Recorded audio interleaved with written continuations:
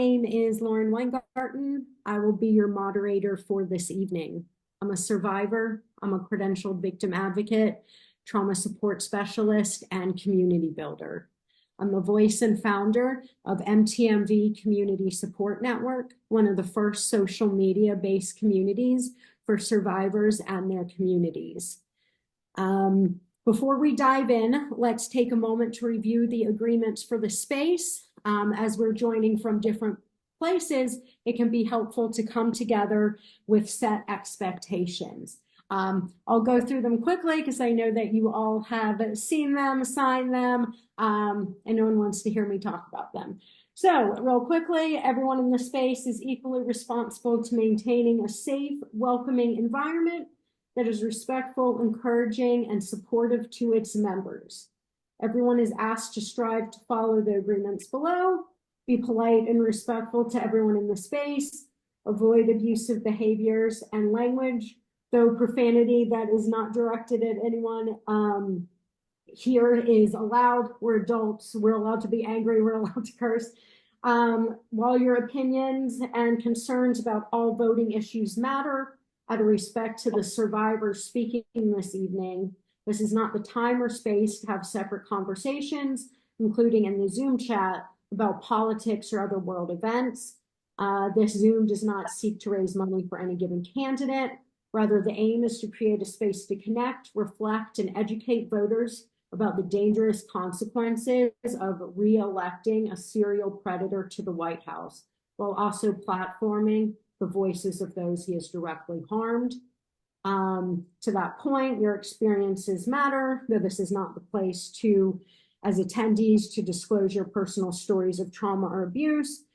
We have set speakers and a moderator, me, for this event. And so if you do put any notes in the comments or chat, we ask that you use headlines only in your shares, making references brief and free from any graphic details or imagery. If you are looking for support, please let me know and we can make sure we find the appropriate resources. Safety is the priority. We are going to be talking about some heavy things. Step out anytime you need to. You can always come back. And anyone who does engage in any abusive behaviors may be removed from the Zoom. We really want to try to keep this a safer space. Okay, all that out of the way, let's get into it. We are here today because we know without a shadow of a doubt, re-electing Donald Trump to the highest position in our country is detrimental and devastating. I will be so bold to say that if Donald Trump and J.D. Vance become elected, it will be a severe public health crisis.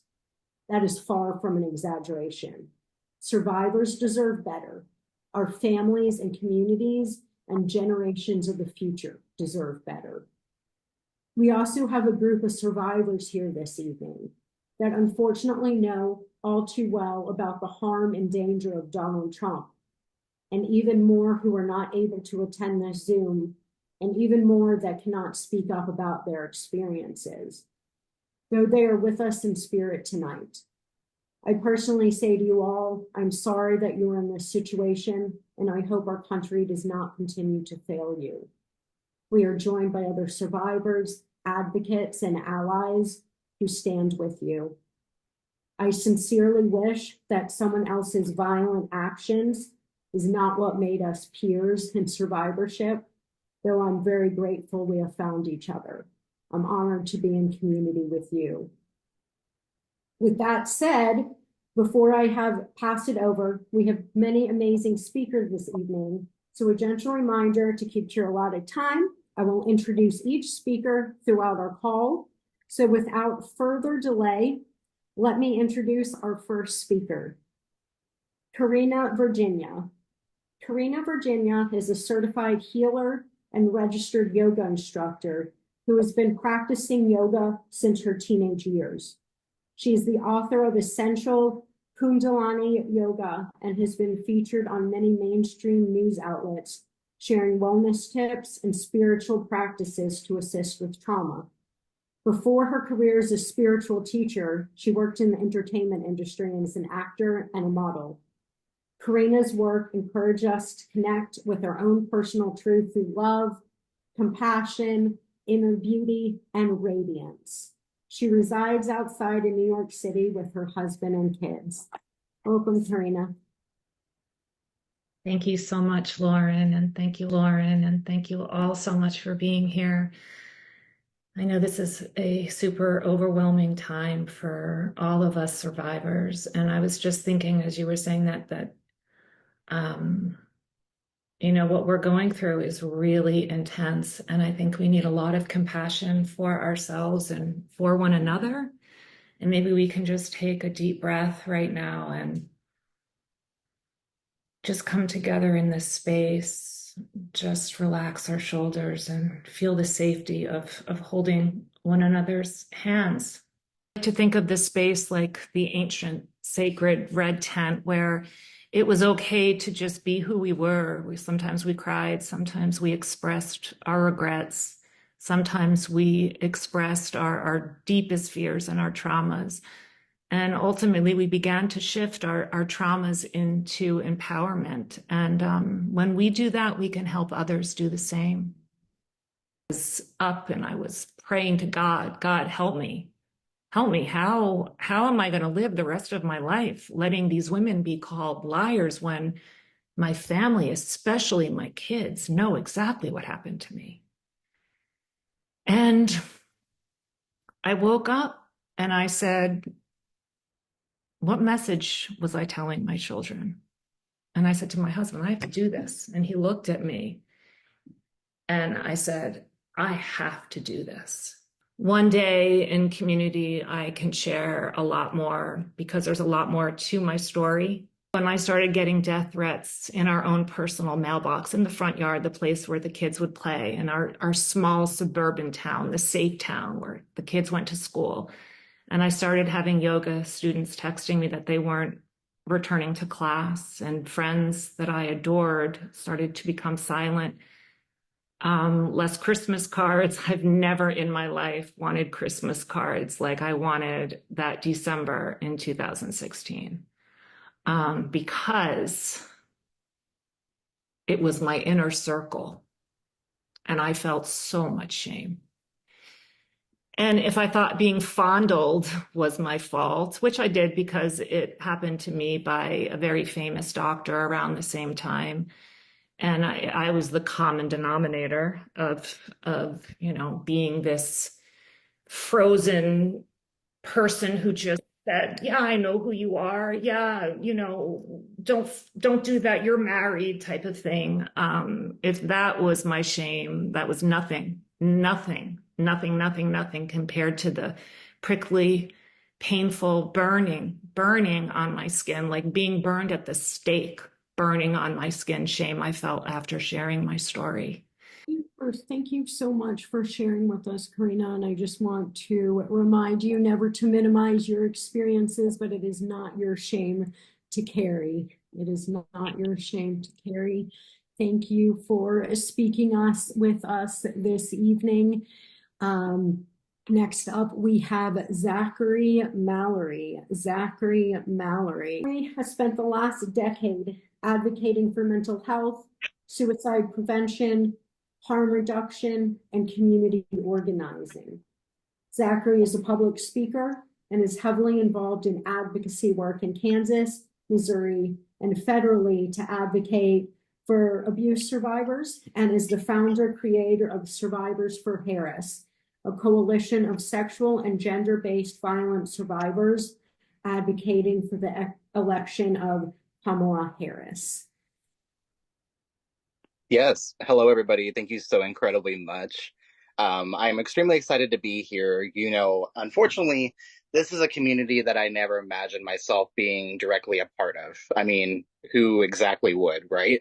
However, we're here for a reason. I did create Survivors for Harris because I believe in her background. I believe in her power that she has in her voice to ensure that survivors are at the front and center. However, I'm going to share my own personal experience. At the age of 17, I was sexually assaulted, and I was also brutally beaten with a firearm at the same time. And one of the things that I went through was I was not believed by my local police department, and I was told that it was completely my fault for what I went through, and I needed to leave the department. My mom was standing right next to me and looked over at me and said to serve and to protect, right? So after that, I went through a really deep battle with drug addiction, which I'm proud to say that I'm almost 9 years sober from fentanyl now. Um, but it hasn't always been that I've always been this very bright, cheery, vibrant person. Whenever I was growing up, I was that very cheerful, very feminine, very, you know, demure, essentially. But shortly after I was assaulted, I went into hiding because I felt disgusting and I felt like I didn't belong anywhere. I felt like I didn't have my place. I felt like I didn't have that place that a lot of my other peers were having. And then starting doing public policy kind of shaped my future and shaped my life. I went from being this vibrant, very cheerful child to somebody who just hid in the corner and sat by themselves at lunch and didn't really care. But this work is not about me. It's about all of us on this call directly. It's about that 12-year-old girl who goes to school and has to hide every single thing that ever happened to her because she cannot come forward because she doesn't have the right to do so. This work is not about me because I care deeply about all of us, because I care about making sure that survivor voices have a voice in this fight for reproductive rights, has a fight in us and within us to unite behind a common cause to make sure that survivors have a voice at the table. Thank you for inviting me to this Zoom call. I greatly appreciate it. Being here with all of you means the entire world to me. And let's do this. I'm so excited. Let's continue on. Thank you so much. Thank you so much, Zachary. I admire your passion so much. Next, we have Carrie Otis, a passionate activist, author, public speaker, and experienced board member with a transformative journey in the fashion industry. Former supermodel turned advocate dedicated to empowering trafficking and abuse survivors nationwide through legislative advocacy and a values-driven approach.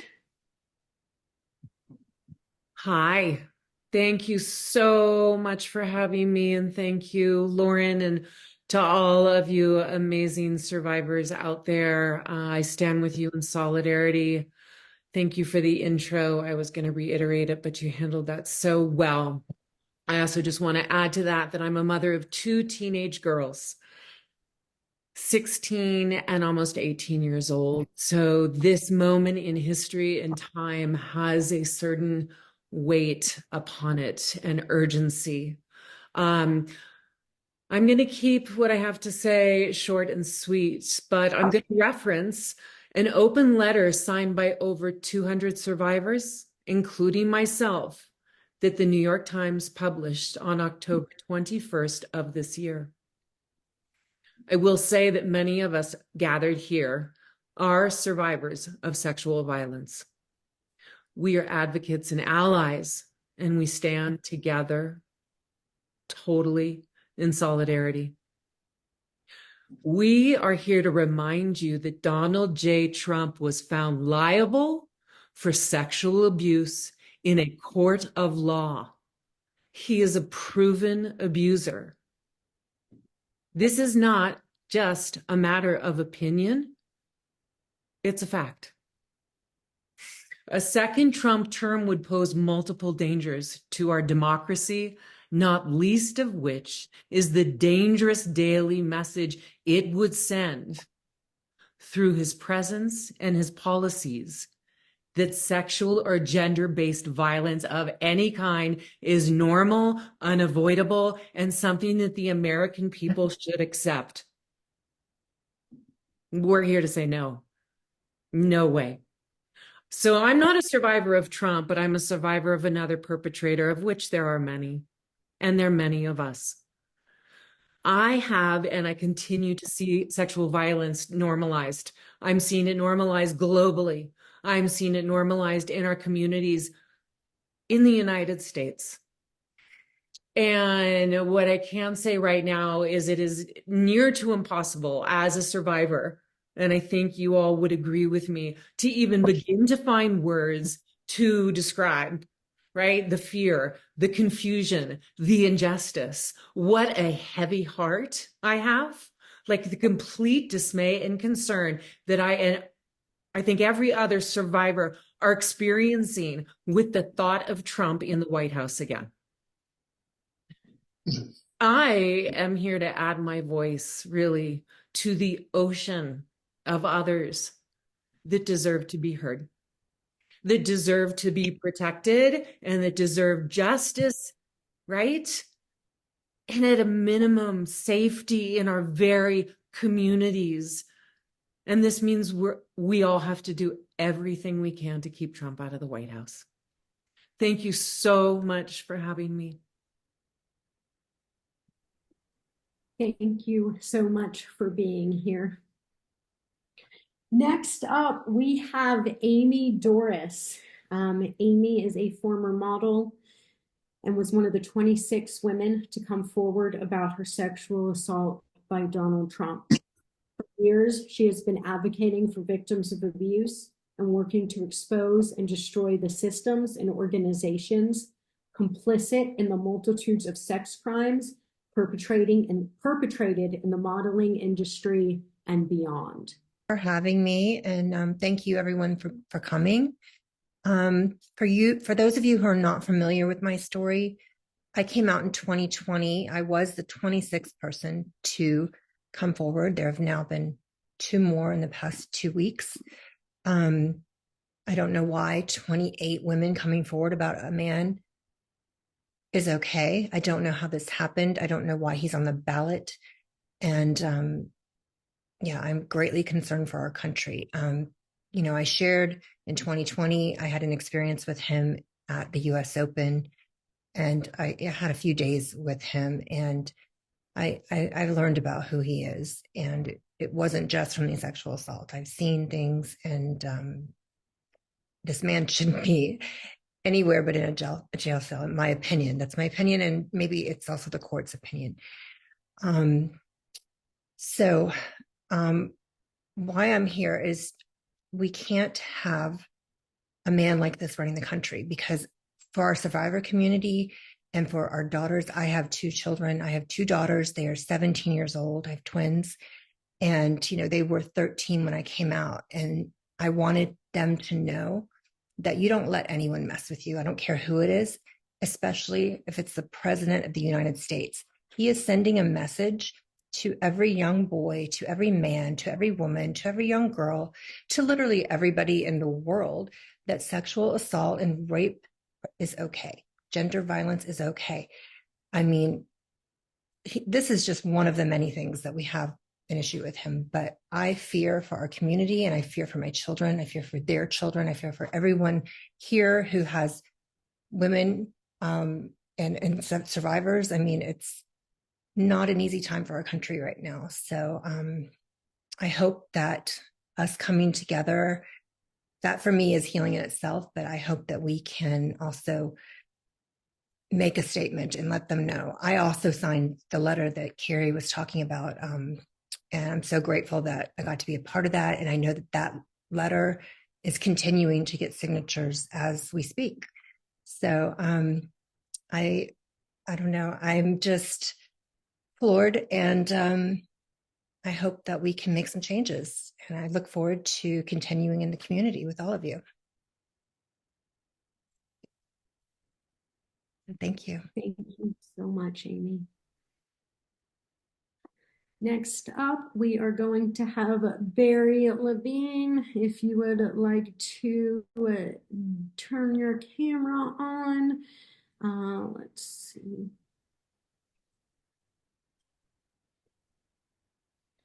All right. Barry Levine is a veteran investigative reporter and editor in print and television.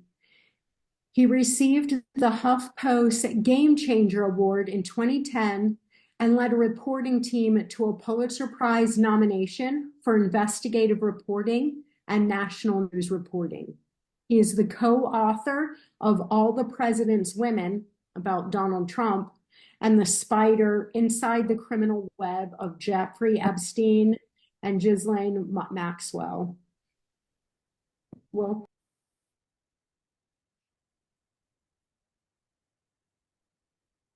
thank you, Lauren. Very honored to be here tonight with all of you, and I appreciate you allowing me to speak on this important panel. When Monique Alfazai, the author, and I published All the President's Women, Donald Trump and the Making of a Predator back in 2019, in its review in the Washington Post, Robin Givhan, one of their writers, asked, is Trump the way he is simply because he can be, because he's never faced repercussions for actions driven solely by his id? I'd like to say, thankfully, some 5 years later, Trump is finally facing those repercussions for his predatory actions with women. Of course, we can talk about E. Jean Carroll, his tenacious lawyer. Roberta Kaplan persevered through several courts to bring justice, and E. Jean was awarded $5 million and an $83 million jury award in New York, making Trump an adjudicated rapist. Then at the hush money trial, Stormy Daniels was able to speak in open court about what happened and how Trump tried to cover that up. And thankfully, the jury in that case came back with a guilty verdict, and we're still awaiting sentencing, hopefully criminal sentencing in jail when all this is over. I'd like to say that Donald Trump, after all of this, has looked the other way, as the New York Times pointed out the other day. Instead of worrying about his loutish behavior that he might alienate women now, he's embracing it. He's gone into locker room politics as the basis of his closing argument. You have to ask yourself, what is wrong with Donald Trump?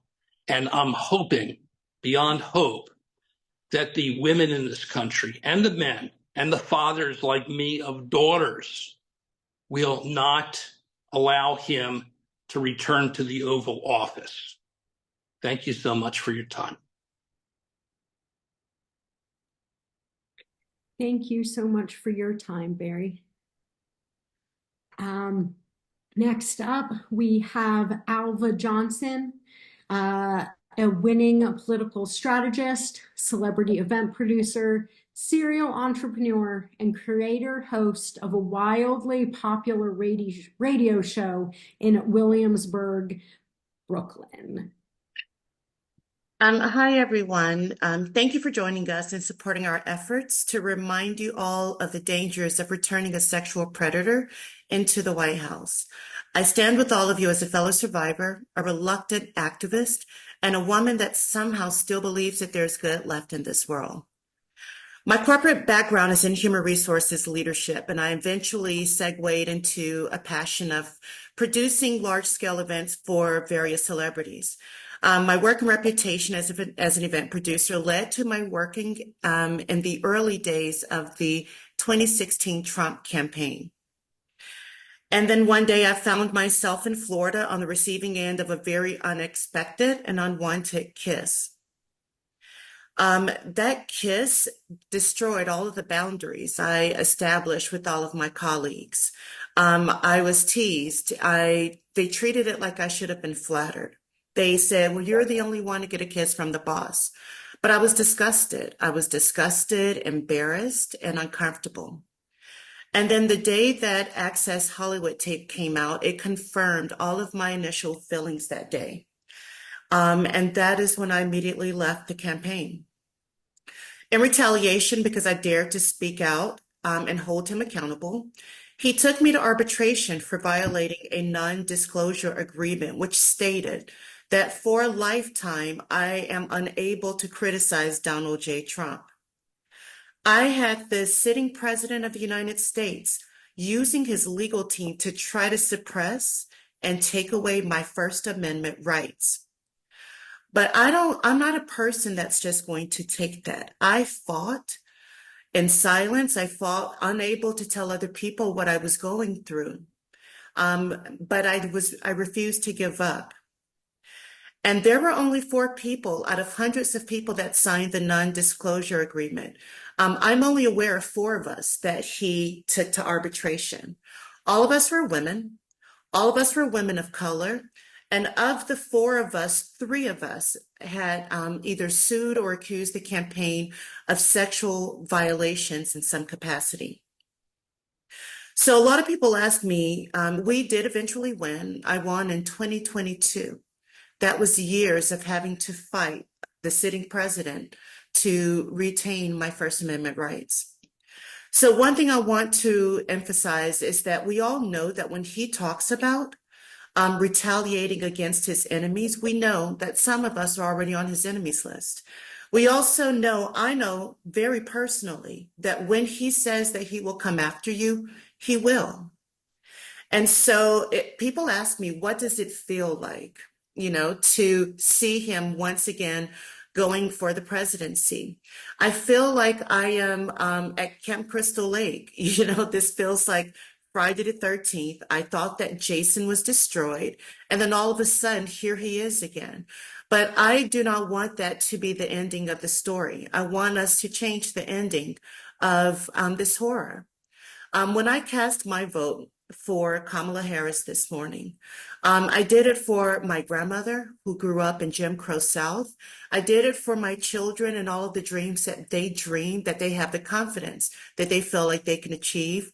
I did it for all of my sisters who are part of the Sisters of the Strange Sorority, who have always been our safety net for us because we kind of understand each other in ways that a lot of people wouldn't. I did it for the women and the men who want to have children and they have to worry about if they're going to be able to live. I did it for the cat ladies who don't want children. I did it for our individual choices and for freedom. And I did it especially as well for those who are still suffering, because we have to remember that there are some people that are still suffering in silence right now. And so when I cast that vote, I cast it so the prosecutor can defeat the predator. Thank you all so much. I wish healing upon all of us. And I want to just have a wedge of protection against those that are still suffering in silence. Your courage knows no bounds. Thank you. Thank you so much. Such powerful words, Alva. Thank you. Next up, we have Gwen Levy with a special musical performance. Gwen Levy is an award-winning musician and activist. Her pro-choice country anthem, Barefoot and Pregnant, has amassed over 15 million views. She and her band are currently recording their 3rd studio release. Gwen is also the co-organizer of Survivors for Harris. She will be performing One Love Wiser for us tonight. Hi, hello. Hi, everyone. My name is Gwen Levy, and I'm honored to be here with all of these resilient survivors and also as a survivor myself.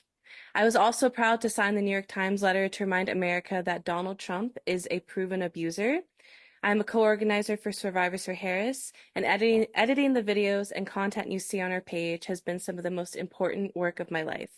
I'm glad to see that the Access Hollywood tapes where Trump famously said that you can grab women by the pussy is going viral again, because it's so important people hear the vile words that come out of his mouth. On top of all this, I'm also a musician, and I'm here to play a song that has become a part of our survivors movement. I wish everyone here healing and empowerment as we face this world as survivors together and united. This one is called One Love Wiser.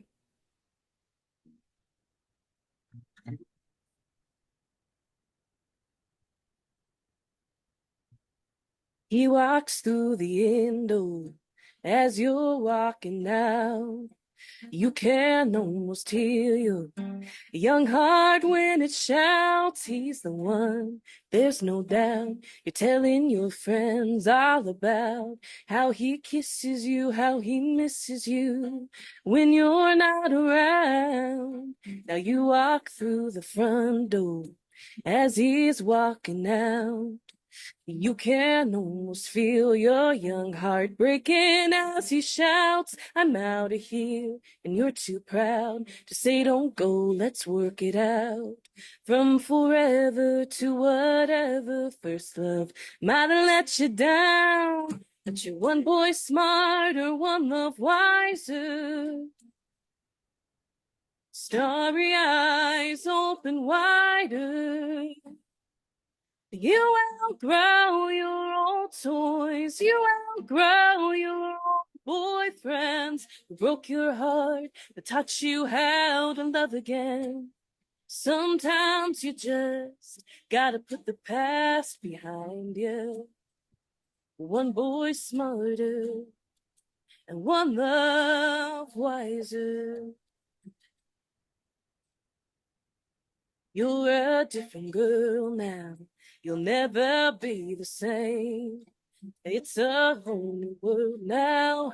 Everything has changed. All the games people play seem like a waste of time these days. Might be hurting, but you're still searching for a love that's gonna stay.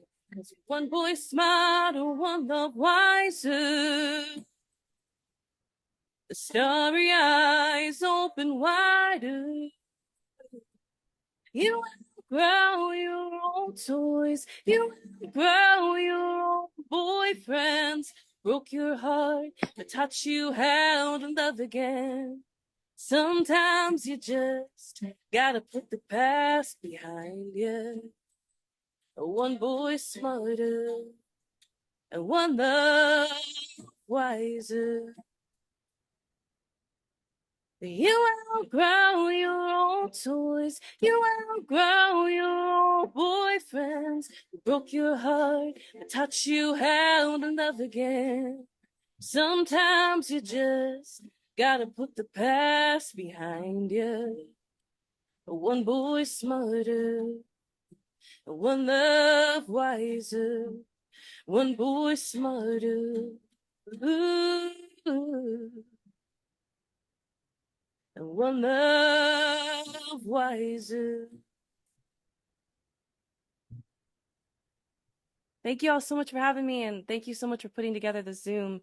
It's so important that survivors' voices are heard. So thank you. Thank you, thank you, thank you. I love that we got a speaker and some musical accompaniment for the evening. Gave us all time to also catch our breath.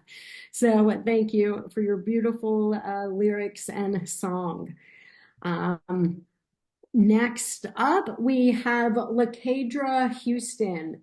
Lakadra Houston is a 20-year U.S. Air Force veteran focusing on wellness, veteran support, and suicide prevention. Dedicated to bridging trauma and healing, she empowers survivors of sexual assault and veterans through comprehensive guidance and advocacy. She was awarded the Presidential Gold Volunteer Award and the Air Force Legion of Merit. Lakadra has shared her story on CBS, Dateline NBC, and more, raising awareness and inspiring change. Hi. As mentioned, I am Lakadra Houston. I served 20 years in the Air Force, and I am a survivor of childhood molestation and military sexual trauma, to include multiple rapes while serving in the military. I did decide not to report because I was told to not say anything or my career would be over. These experiences led me to such a dark place where I faced multiple suicide attempts, driven by a fear of retaliation for speaking up against leaders in our military. I basically want to say to our survivors, thank you for being the voices of change, not only for our generation, but generations to come. It's striking how, though we may have never met, so many of us share the similar stories of abuse by individuals in positions of power. This issue goes beyond any single moment in time or during the election cycle. Us coming together is about us ensuring that no one with predatory behavior is allowed to lead our country. We deserve leaders who treat us as human beings, who create safe places and spaces, and who are willing to listen to the pain of survivors to drive true change.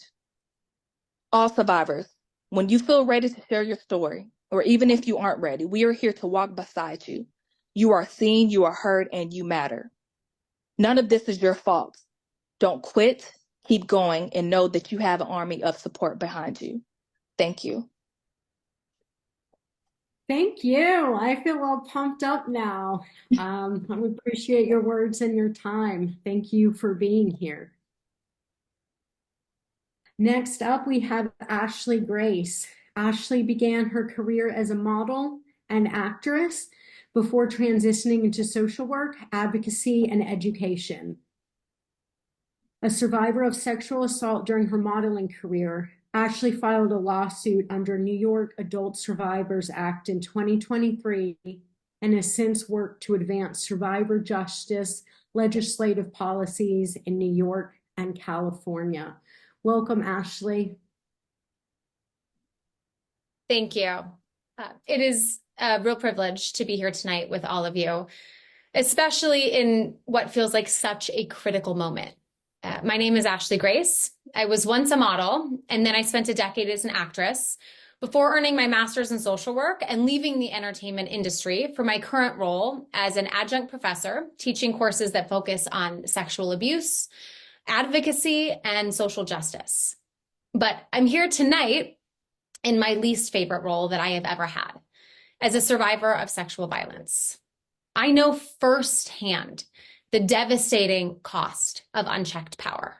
When I was 19 years old, living and working as a teenage model in New York City, fashion photographer Seth Sabal drugged and forcibly raped me.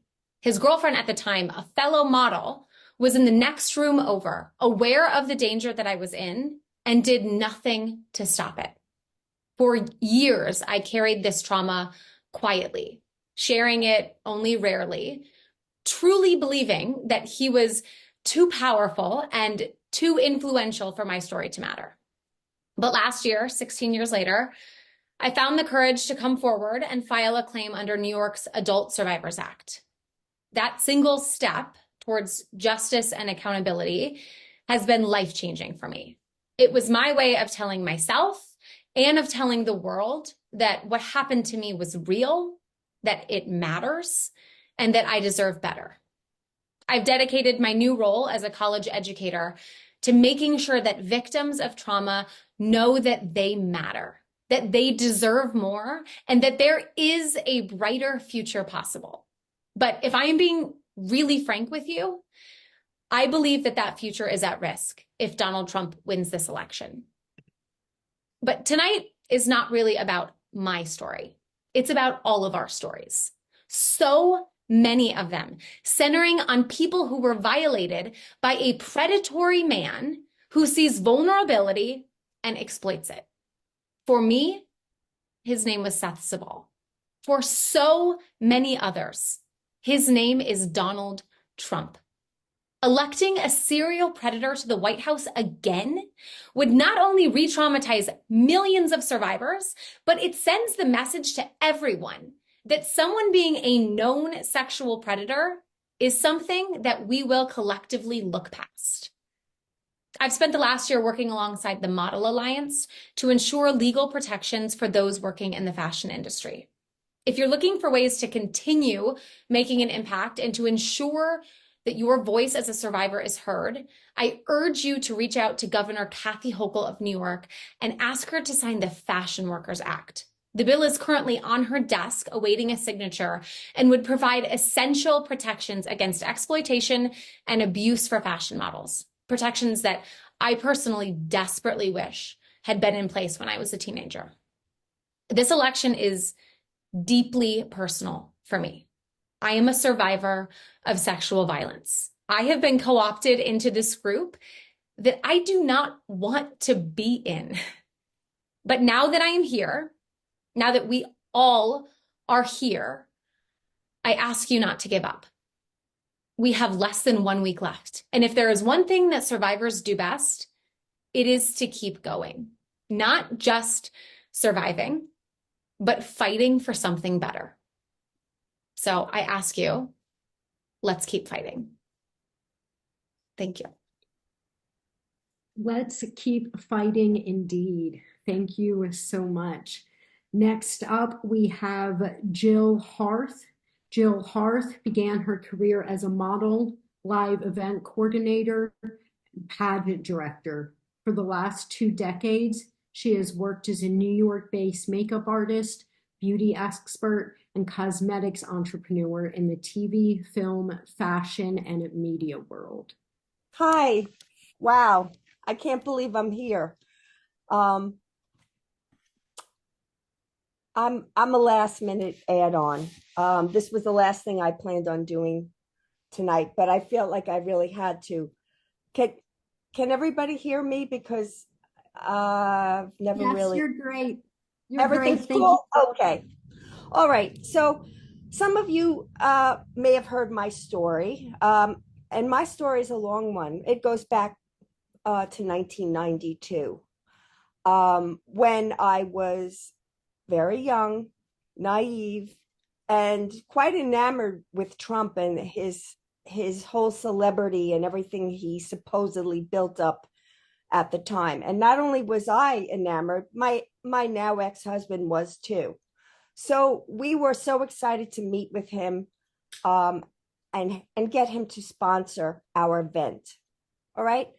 I'm not going to rehash everything that I went through for a year after all year when we finally did get our deal. But here's why I am talking tonight. I'm working at CBS News today, and lo and behold, I'm scrolling and I see a link, another accuser. Okay. Then I find out it is somebody from my event that I produced in 1993, the same one that I nearly killed myself producing, because not only was I working short-staffed to have 50 women from all over the world come, I was also fighting off Trump during that time. And honestly, I thought I was the only one that was fighting it off. Now I found out somebody else was traumatized too. And I'm upset. I felt terrible for her. I feel really badly that she didn't have the strength to come and tell me. I was the director of the event. And one of the things that I used to say to the women in the meeting, they were all young. And you have to understand, some of their mothers would call me and make sure, are you going to take care of my daughter? And I did everything impossible. I was somebody that really cared on the staff. Having had instances in my young years, I knew how men were. I was going through it with Trump, and I saw what was happening with all his cronies. And Jeffrey Epstein was there, and John Casablancas were there. And I thought maybe Donald Trump would behave because he had Marla Maples there and his newborn baby, Tiffany. But no, he was able to maneuver, and during this time, attack another contestant of mine who just had the courage to share about it. So I feel terrible for her. And here's my feeling. Had she come and told me what was going on, and I'm not blaming her, please, not blaming her. What might have happened? Maybe I would have had the strength to come out and make a stink, and maybe he would not have gotten as far as president. So I feel bad. I feel like we should all, if anything has happened to anybody, speak up and find that strength. It's worth it. am going to jump in here. Thank you so much for your time and talking about your experiences. I do also want to remind everybody that speaking up should be your choice, and it's the perpetrator's responsibility not to cause harm. Unfortunately, as we know, it's not always safe to come forward. Right. So it's always important to do what feels right for you. Thank you so much, Jill. Next up, we have Dana Leesegang. Dana is a Navy veteran, author, public speaker, and recipient of the Hero of Forgiveness Award given by the Worldwide Forgiveness Alliance. She is a survivor and thriver of military sexual assault. Welcome, Dana. Thank you so much for having me. It's an honor.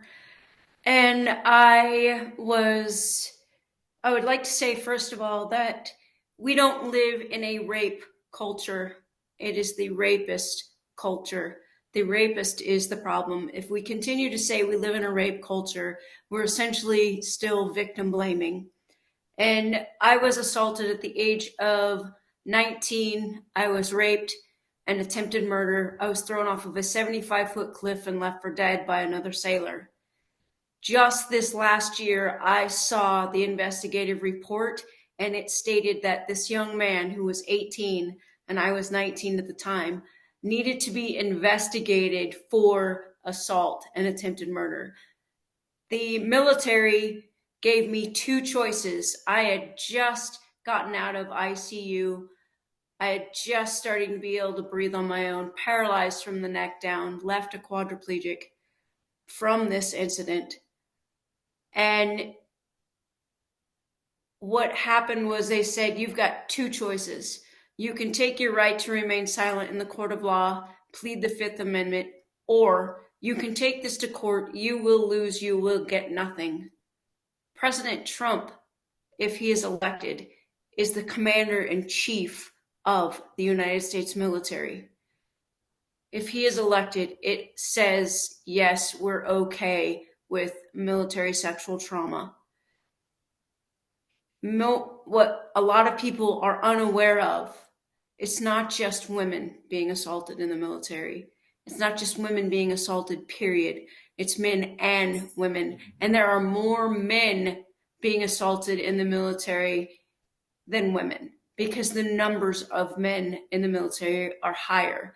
What they do in the media is they'll say a higher percentage of women are reporting, and that's just the ones that are reporting, not those of us that have been forced to remain silent or are too afraid to come forward to begin with. And then it just keeps going on and on, because nothing's being done about it, and it's all being dealt with in-house. The change needs to happen.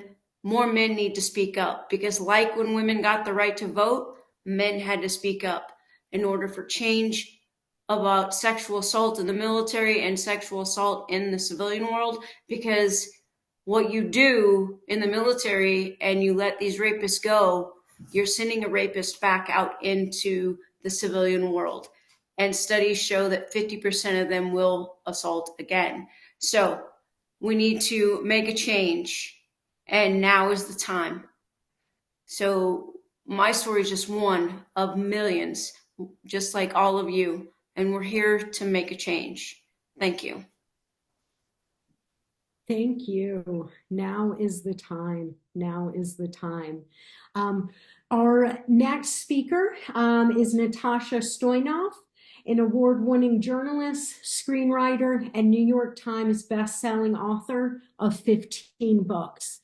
We are going to start with a video from her before she finishes out her time with some thoughts. My name is Natasha Stoyanov. In 2005, I went to interview Donald Trump at Mar-a-Lago. At one point, Melania went upstairs to change her clothes for the next photo shoot. And Trump said to me, I want to show you this beautiful painting, this beautiful room. He leads me to this room, pushes me against the wall, and starts kissing me forcefully. I tried to push him. kept coming back at me. I was in shock and smothered, and he had his hands here against my shoulders. I felt sick inside. I felt horrified. And thank goodness the butler charges into the room. Like many women, I blamed myself. So Trump turned to me and said, "You know we're going to have an affair, don't you?" And Melania was approaching. I was horrified. When the Access Hollywood tape came out, and also stories of many other women, including E. Jean Carroll, I realized I was not to blame, that he was just a predator of women. What could have happened if the butler had not come into the room? Donald Trump is an adjudicated sexual assaulter. We cannot elect this man as president. Anti-Psychopath PAC Inc. is responsible for the content of this advertising. Powerful. Welcome, Natasha. Thank you so much. And that last line sums it up. And just watching that video, I'm still horrified. When I first met E. Jean Carroll in 2019, and we talked about our Trump stories, she asked me a great question. She said, if you could go back in time, what would you do differently in that room that day? I didn't hesitate for a second before answering. When he pushed me against the wall, I would have slugged him. I'm a trained boxer. I grew up wrestling my two giant brothers. I would have slugged him. But why then did I not? I froze instead. A lot of women tell me that that's what happens to them. Lauren, our trauma support specialist, can probably explain the various reasons why we freeze in those moments. Some of my reasons have to do with the fact that I grew up in a very, very Leave the Beaver kind family where it wouldn't occur to my father or brothers to assault a woman or to touch her without her consent. I was taught to be nice and not make trouble, be a nice girl. So in that important fraction of a second where he grabbed me and pushed me against the wall, instead of accessing my primal instinct of fight, I was confused. I questioned my senses. I questioned what was happening in front of me. I wish I could have accessed the part of me that fights back. And I understand what Lauren said, that we all have to make our decisions. I believe in being a kind and good person and not causing harm. At the same time, my hope is that we teach the next generation of girls that you don't have to be so nice all the time. And that when someone grabs you, you can get the hold of the fighter within.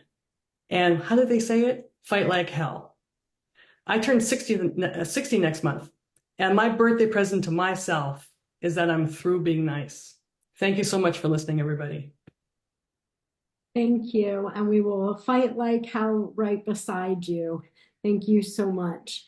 Our final speaker for the evening is Jess Michaels. Jess is a dance industry professional with 30 years of experience as a performer, educator, and entrepreneur. She is also a 1991 survivor of Jeffrey Epstein and childhood sexual abuse. Today, she's the founder and driving force behind 3 Joanne Sexual Assault First Aid, teaching people to know what to do when someone says, "Me too." Thank you for being here, Jess. Thank you so much for having me. That was a great intro. And Natasha, I'm reading your chat that says "Fight like hell," and I got to tell you, it was a really great lead-in to what I wanted to talk about. In 1991, I was raped by Jeffrey Epstein. I am one of the earliest publicly known victims. There are others, but they're not as publicly known. And the reason I chose to start speaking out was because of what happened for me in that moment was that I froze. And my immediate response to me freezing, because I didn't understand that that is actually a natural and normal response to trauma. It's actually involuntary and automatic, just like your hand popping off a stove. You don't think about it. The body switches gears and we freeze. But at the time, because I didn't understand that, I blamed myself. And I blamed myself so detrimentally that the words that I said were, "You're so stupid. What kind of a person just lays there and lets something like that happen? You're so stupid, and I can no longer trust myself anymore." And I didn't understand the degree of not trusting myself how it affected my ability to make choices in my own autonomy. And I only understood when a very dear friend of mine who is a rape crisis advocate, her name is Julia, she was telling me what she did at the hospital. She goes, yeah, when I go, I bring snacks. And I said, why do you bring snacks? And she said, I bring snacks because in that moment when I'm at the hospital, I want to give that survivor the first opportunity that they've had since their bodily autonomy was taken away to make a choice, even if it's such a simple choice as pretzels or potato chips. And I wept when she told me that story because I didn't realize how much I was grieving in my ability to make a choice. So the reason I'm talking about that today is that we get a choice. We get a choice, and our choice matters, and our voice and our vote count. So we can make a difference right now. And I'm really honored to be on this call. So thank you so much for having me, Lauren. Thank you so much, Survivors for Harris, and for everyone that spoke in advance. Thank you. Thank you, Jess, and thank you for closing us out with such poignant words. Thank you all for being here this evening. I know that we are at time. Thank you so much for showing up for survivors, showing up for this Zoom call to action. Together, we can make a difference. We covered a lot of important ground this evening, and I hope you take it with you and share with your communities. A couple of people asked how they can get involved, take action. We will be in touch if we have any further action points. In the meantime, keep spreading the word, keep fighting like hell, as some wise words were said this evening. We did talk about some heavy things, so take a moment if it feels comfortable. Let's shake it out. Shake it out. Woo! I think the sound effects help. Maybe look around you and notice 5 things that are green. What is everything you see around you that is round? Using your surroundings to anchor you back to the present. Thank you all again so much for being here. We are Survivors Against Trump. If you are looking for any support resources for you or for a survivor in your life, feel free to reach out to me on Instagram at mtmvcommunity or email mtmvcommunity@gmail. You matter. What happens to you matters. Thank you all so much. Be well.